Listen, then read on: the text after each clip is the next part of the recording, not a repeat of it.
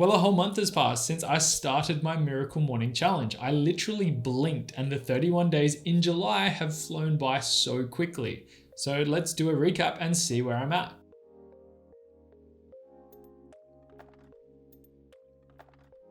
Welcome back to my channel. My name is Reese, and in today's video, I'm going to be doing my first follow-up in what I think has been a pretty good month of me undertaking the Miracle Morning Challenge. On the 20th of June this year, I released a video introducing the idea of the Miracle Morning Challenge, which is based on a book written by Elrod. In the video, I talked about what the challenge aims to achieve, ideas that you could feed into your own, how it works, and then basically broke down the structure of how I was planning to do my own. And as a quick recap, my challenge consisted of me waking up 1 hour earlier than I normally would each day and actually purposing that hour to specific activities to utilize that time. During that hour, I would be spending 5 minutes in silence, do 5 minutes of affirmations, learn Italian for 15 minutes, read for 15 minutes, and write for 20 minutes, totaling 60 minutes or 1 hour. So let's see what happened for each of these activities that I allocated a time slot to for the challenge. I managed to get up and out of bed almost every single morning, minus a few very, very cold mornings, but I did manage to still do the activities from my bed, which I know is breaking one of the rules that I set in my previous video. Nonetheless, it was so cold that there was no way I was getting out of bed those mornings, and I still did the activities, which is all that matters. What I've learned is that sitting in silence has become something that I crave, and I had a feeling that this was going to happen because I don't often give myself a timeout or a time to just rest, and I saw this as an opportunity to decompress, putting it as the first activity of my miracle morning. I really looked forward to my 5 minutes of being able to lay down on my office floor wrapped in a blanket and just let my feelings and emotions just let go. I kind of let the weight off my shoulders. I wasn't thinking about work. I wasn't thinking about exercise or being productive. I kind of just laid there until my timer went off.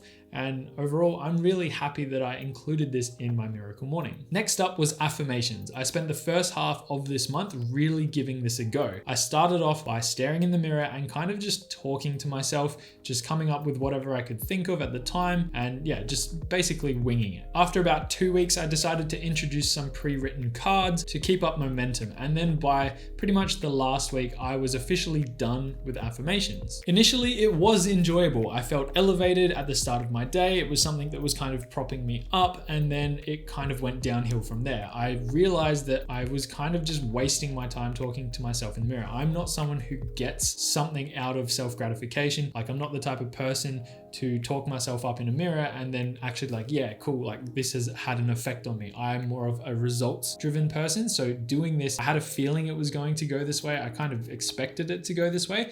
I'm glad that I did it as a kind of experiment to see. I'm not someone who really dives deep into these types of experiments. So the whole month, giving myself every day to do this, it was a good eye-opener, but realizing coming out of it, it's not something that is for me. No shade to anyone who does include stuff like this and get value from doing stuff like this. Just for me personally, it was not something that I am going to come back to. So because I'm going to be continuing with the miracle morning, this now opens up a 5-minute window or block of time that I can allocate towards doing a different activity. So if you have any suggestions, please leave a comment down below, no matter how silly they are. I'd love to read through them because I need to fill that void, because I have that time slot to now actually do something else in it. And while you're down in the description below, don't forget to hit that like and subscribe button. I really do appreciate the support, and every like and subscribe gets me one step closer to buying my very first Lamborghini. So thanks for the support. Okay, moving on. Let's talk about learning Italian. In the span of 30 days, I have increased my Italian vocabulary by 120 words, roughly. And this has been pretty exciting because now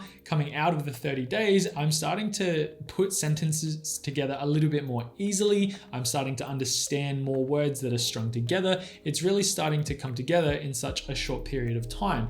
I am by no means an expert, but I have noticed changes in how fast I'm able to interpret specific phrases, sentences, whatever it may be. So this has been overall an effective way for me to actually dive into learning Italian and stick to it. It's funny as well because I've strictly stuck to that 15-minute window. I haven't done much practice outside of that 15 minutes each day. Like, I literally just did it every single day, did not skip a day. And what's even funnier is, like, I have an Italian grandmother, known as my nonna. My parents can speak Italian, and I've noticed like us sitting at the dinner table and I'll drop a sentence or I'll drop an answer or a response to a question they ask in Italian because I know how to answer it, and it's caught them off guard, which has been it's been quite fun, and it's playful, but yeah, I've really enjoyed being able to do that and experience that, because it's only going to go up from here. It's only going to get better, obviously. I'm really starting to see the benefits of consistency. Like repetition is giving me basically the mental capacity to remember specific phrases, understand exactly how those words come together, and I'm actually using it in the real world now, which is sooner than I originally thought it was going to be, which is only like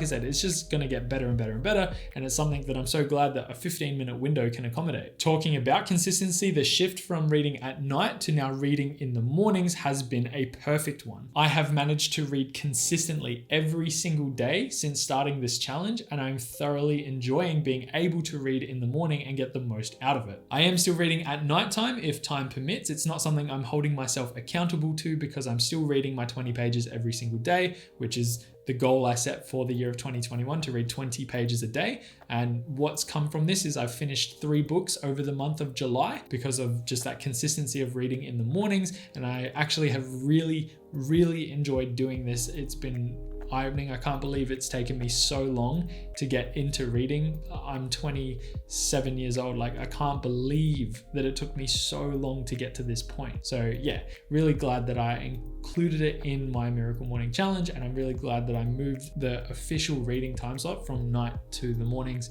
It's been magical.